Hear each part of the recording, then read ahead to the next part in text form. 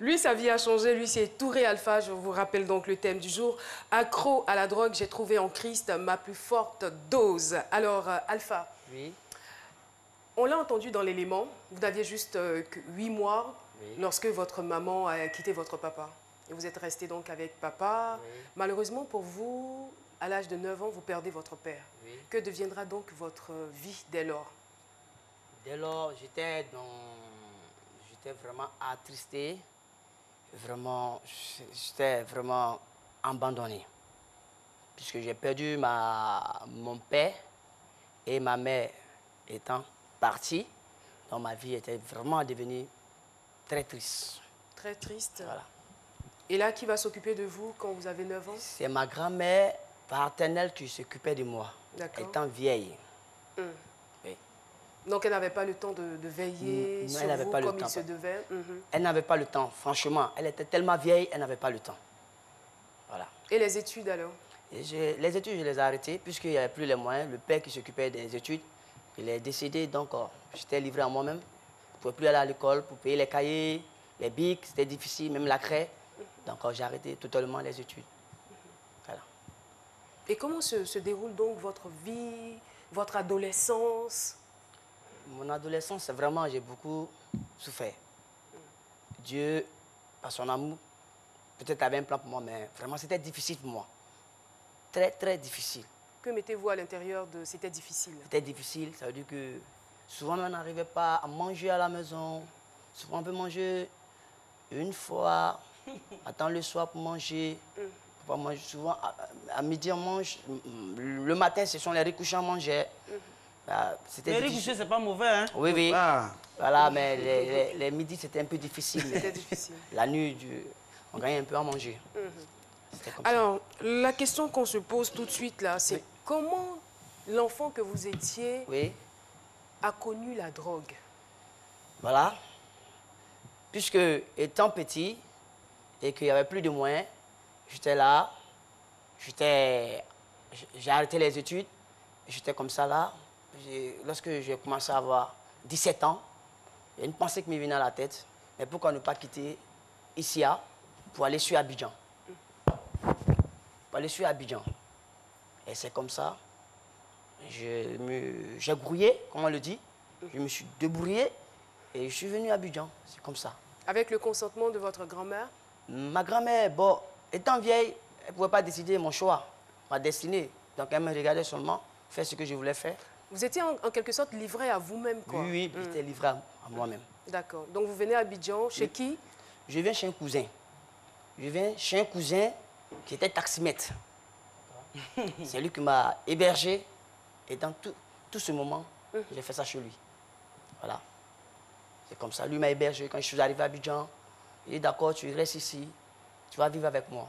Et c'est comme ça que je suis arrivé à Abidjan. Et resté chez mon cousin. Et la drogue? La drogue, et quand ça a commencé, puisqu'il n'y avait pas des amis, je me suis fait des amis. Et j'ai connu un ami, c'est pas lui tout a commencé, cet ami. Et quand je suis arrivé, je l'ai approché. D'abord, lui portait déjà les drugs. Parce que j'aimais la musique aussi. Donc, lui portait déjà les drugs. Donc, j'ai approché, j'ai dit, ah vraiment, je vais vraiment être un bon petit. Et c'est comme ça, je me suis approché de lui. Et quand je me suis approché, il dit d'accord, il me rendait visite de temps en temps. Et un jour, il me dit... Chez votre cousin? Chez mon cousin. Chez mon cousin. Il me rendait visite de temps en temps. Il venait chez moi, on causait, on échangeait, mais je ne savais pas qu'il droguait. Mais un jour, il m'a dit, bon, tu vas m'accompagner. Et dans bon, où? C'était aux environs de 21h, 22h. Il y avait un jardin qui était quelque part dans la brousse, dans la broussaille, de l'accompagner. Moi-même, j'ai eu peur quand il m'a amené dans la brousse, comme je n'étais pas habitué. Il dit non, il ne faut pas avoir peur, je ne vais rien te faire, je vais te montrer quelque chose. C'est là que nous sommes partis, et que nous sommes partis, il a levé quelque chose dans la poche. C'est comme ça c'est parti. Et qu'est-ce qu'il vous a dit pour vous convaincre? Donc, lorsqu'il a levé, il dit, tu veux fumer la cigarette? Il dit, quel genre de cigarette? Je lui ai posé la question, quel genre de cigarette? Et non, il dit, la cigarette que je connais. Il dit, non, c'est du bon. Quand tu vas fumer, tu seras à l'aise, tu seras fort dans la tête. Et donc, bon, il dit, je te sens trop timide. Lorsque tu vas fumer ça, je sens que tu vas être bien dans la tête. Je veux dire, c'était votre ami, donc il était quand même au fait de vos problèmes, il connaissait vos problèmes, il se disait que la solution, c'était ça. Voilà, puisqu'on a fait déjà 2 à 3 mois ensemble déjà, il me connaissait déjà, il connaissait mon histoire un peu, et c'est comme ça c'est parti. Mais est-ce que le cousin chez qui vous étiez logé s'occupait normalement de vous ou c'était pareil qu'au village? Non, le cousin, lui aussi, se cherchait, hein, sincèrement dit. Lui se cherchait, c'était un taximètre. Donc lui aussi, il n'avait pas assez de moyens. Donc souvent, il n'arrivait pas à souvenir à mes besoins. Donc comme ça, quand je demande quelque chose, souvent il le fait pas. Souvent ça tarde. Donc j'ai vu que vraiment, il ne pouvait pas trop faire, tout faire pour moi. Donc, je me suis dit, les amis, pour pouvoir aussi avancer. Oui, Jess. Mais justement, quand vous décidez de partir de Issia, d'arriver à Abidjan, c'était quoi votre plan réellement? Mon plan, c'était de venir à l'aventure, me chercher comme les autres, avoir un petit boulot, me défendre et un jour subvenir aux besoins de la famille. C'est comme ça que j'ai pensé. Mais avant, je veux dire, auparavant, à Issia, vous n'aviez jamais eu de contact avec la drogue? Jamais? Non, je n'ai jamais eu de contact avec la drogue.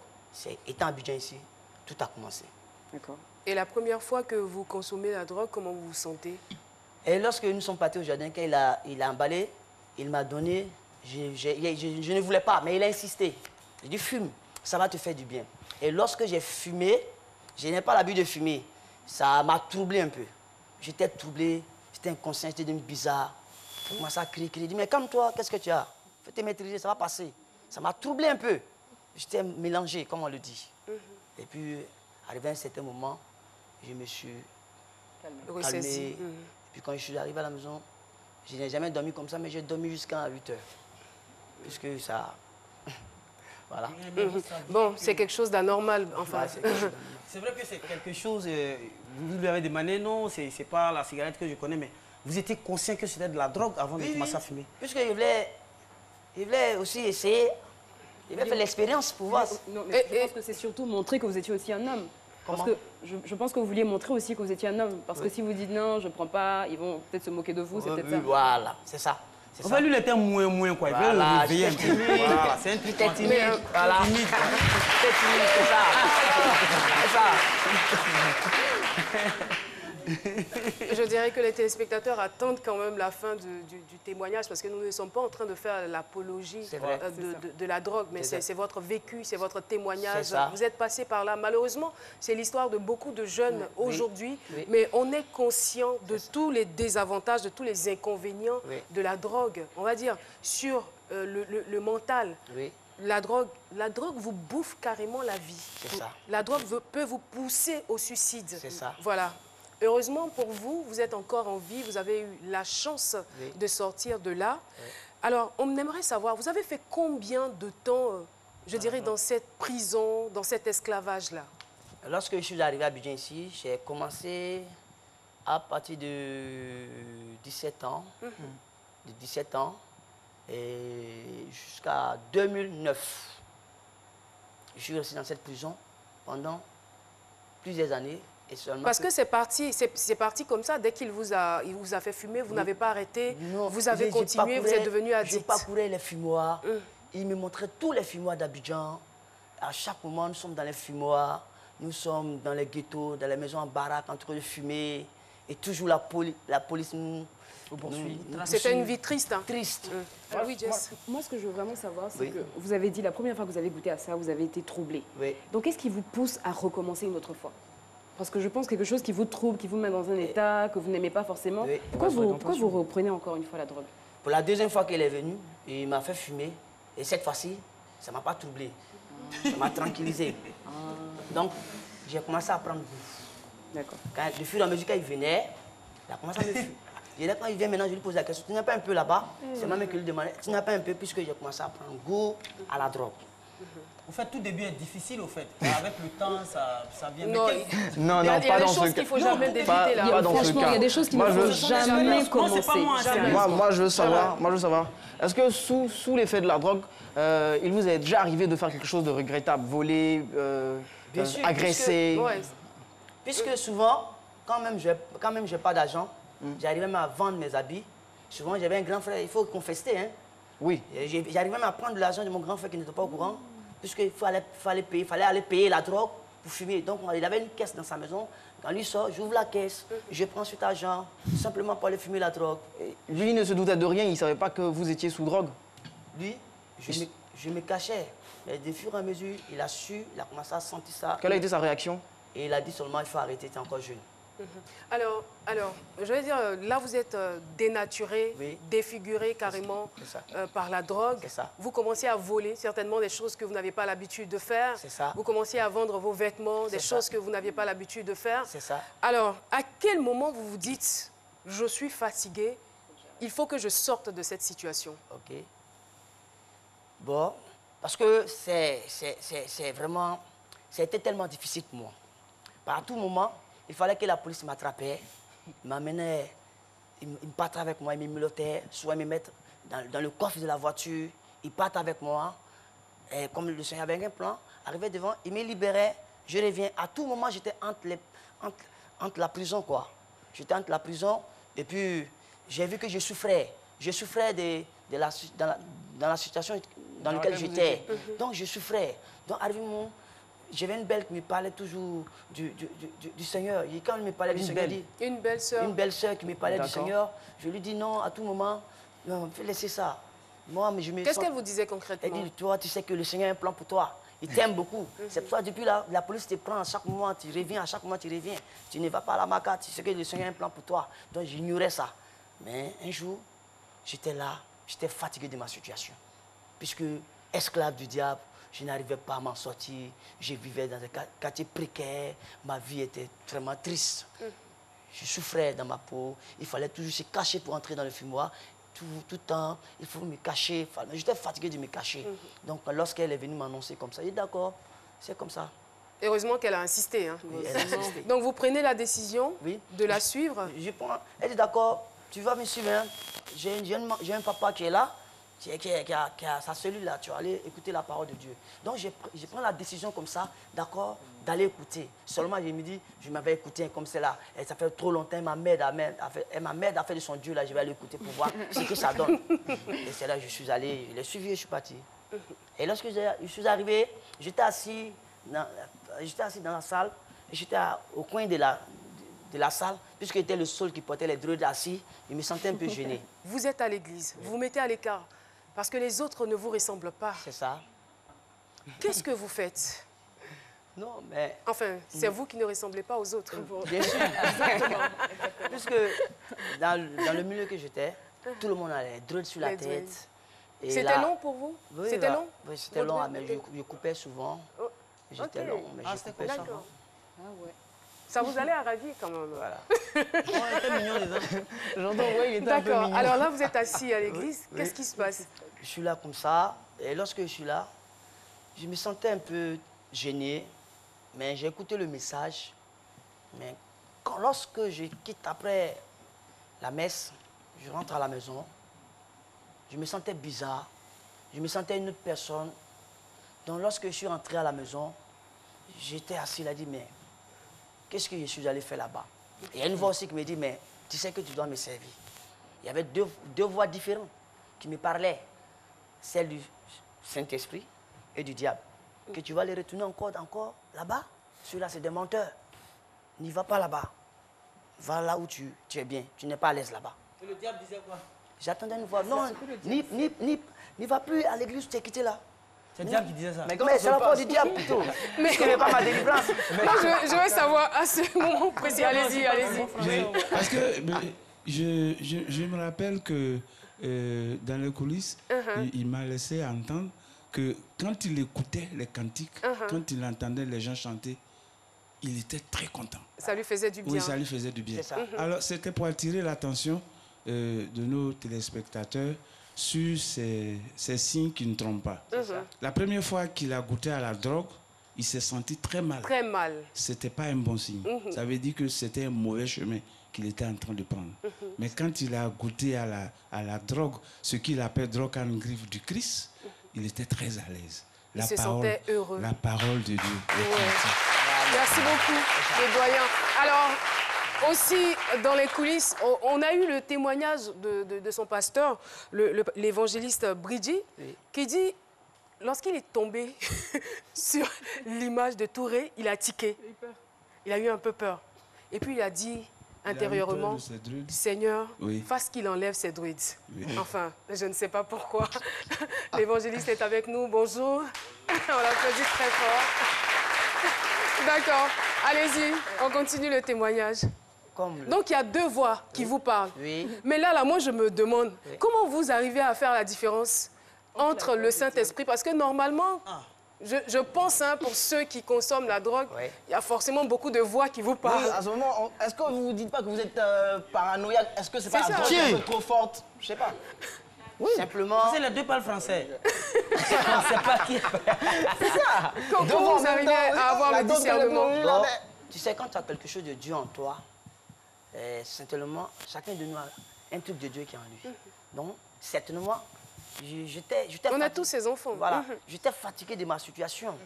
C'est ce qui m'a poussé à écouter la bonne voix. Parce que lorsque je suis parti, comme le papa l'a dit, d'abord, j'aimais la musique quand je fume la drogue. C'est ce que j'aimais beaucoup écouter. Mais lorsque j'ai écouté les cantiques, ça m'a fait du bien. C'était différent. C'était différent. C'était différent puisque c'était comme quelque chose de bon, quelque chose de bon, quelque chose de bien qui me faisait très du bien, quoi. Voilà. Donc, quand je suis arrivé, j'ai dit d'accord. Mais, et la voix qui me disait aussi, dimanche prochain, là, vous parlez à l'église, hein? J'ai dit, ah!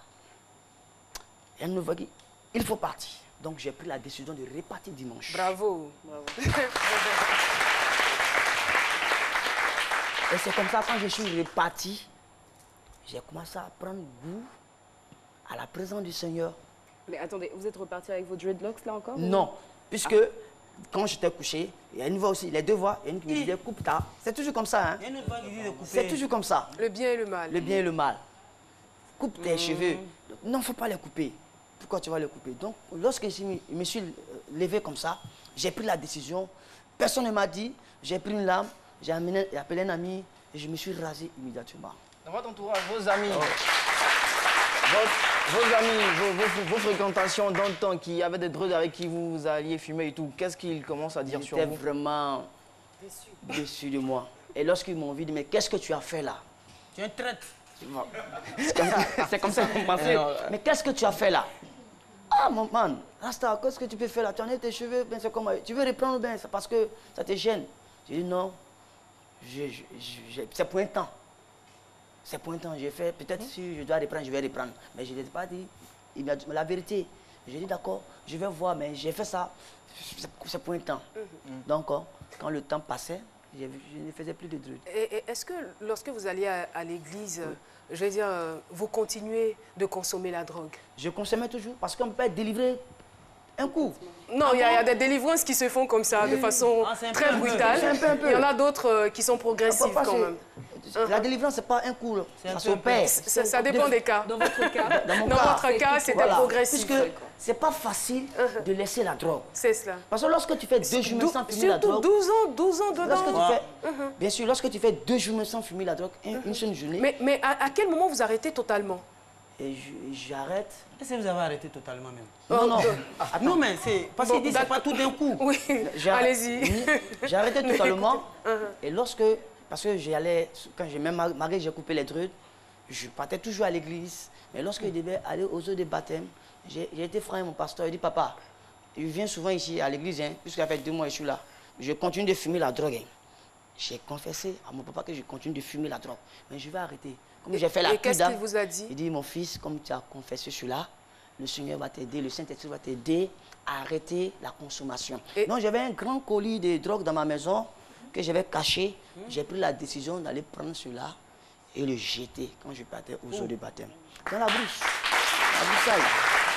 Je n'ai même pas récupéré. Essayé de donner à un ami, c'est comme j'encourageais. Donc j'ai jeté ça même. Là on a les photos du baptême. Hein. Voilà. Si je regarde bien la photo, on a encore les séquelles même de la drogue sur le visage. Là. Ça. Parce que le regard, là, un peu hagard, franchement, c'est différent de ce qu'on voit aujourd'hui. Hein. Oh là là. Alors, c'est pas encore terminé, c'est tellement édifiant qu'on a envie de poursuivre.